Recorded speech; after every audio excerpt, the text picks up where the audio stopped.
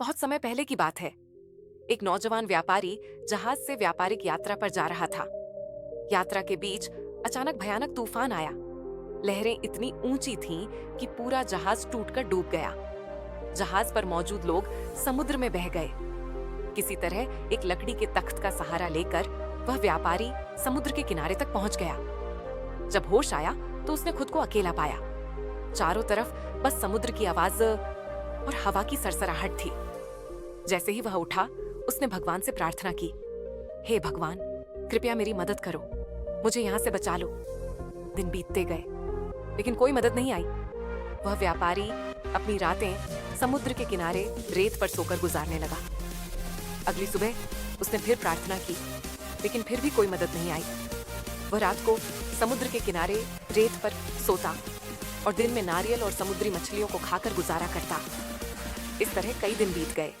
अब उसने मान लिया कि यही उसकी किस्मत है और वह इस वीरान द्वीप पर ही रहेगा।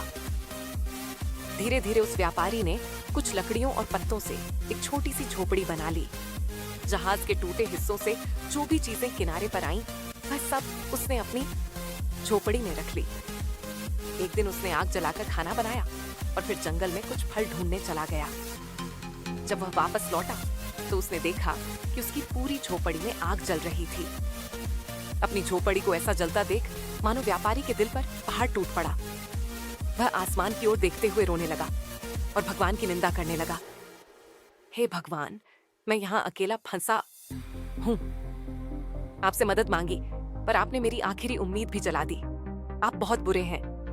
वह रात भर भगवान से शिकायत करता रहा और फिर समुद्र किनारे सो गया। सुबह एक तेज आवाज से उसकी नींद खुली। उसने आंखें खोली तो देखा कि एक जहाज किनारे आ रहा है। वह अपनी आंखों पर यकीन नहीं कर पा रहा था। आखिरकार मदद आ गई थी। वह दौड़कर किनारे पहुंचा और जहाज पर चढ़ गया। जब वह जहाज पर चढ़ा तो उसने कप्तान से पूछा, आपको कैसे पता चला कि मैं यहाँ फंसा हूँ? कप्तान ने जवाब दिया, हमने दूर से आपके द्वीप से उठता हुआ आग का धुआं देखा। हमें लगा कि कोई मदद का संकेत दे रहा है, इसलिए हम यहाँ आ गए। व्यापारी ने कहा, लेकिन मैंने तो कोई आग का संकेत नहीं भेजा। कप्तान ने मुस्कुराते हुए कहा, हम तो उसी धुएं को देखकर आए हैं। तभी उसे याद आया, उसकी जलती हुई झोपड़ी वह संकेत थी। उसे समझ आ गया कि यह भगवान की योजना थी, जिसने उसकी झोपड़ी को जलाकर उसकी जान बचाई। उसने मन ही मन कहा, सच में प्रभु की योजना हमेशा हमारी सोच से बड़ी होती है। अगर हम ध्यान से सोचें तो समझ में आता है कि जीवन हमेशा हमारी इच्छा के अनुसार नहीं चलता। हम मन में अनेक सपने और योजनाएं बनाते हैं, लेकिन परिस्थितियां अक्सर अलग मोड़ ले लेती हैं। जब हमारे जीवन में कठिनाइयां आती हैं तो हमारा विश्वास डगमगाने लगता है, धैर्य टूटने लगता है, आशा कमजोर पड़ने लगती है और हम भगवान से शिकायत करने लगते हैं। ऐसे समय में हमें धैर्य और विश्वास बनाए रखना चाहिए। रखिए, इस विशाल ब्रह्मांड में भगवान का हर इंसान के लिए एक अनोखा उद्देश्य और योजना होती है।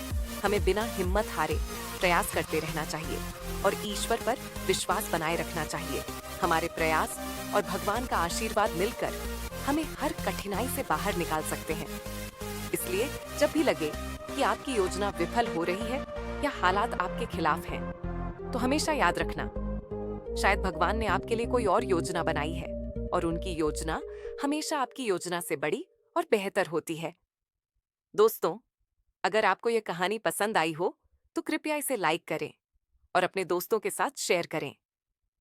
अगर आप ऐसी ही और प्रेरक कहानियों को सुनना चाहते हैं तो हमारे चैनल को सब्सक्राइब करें और बेल आइकन दबाना ना भूलें।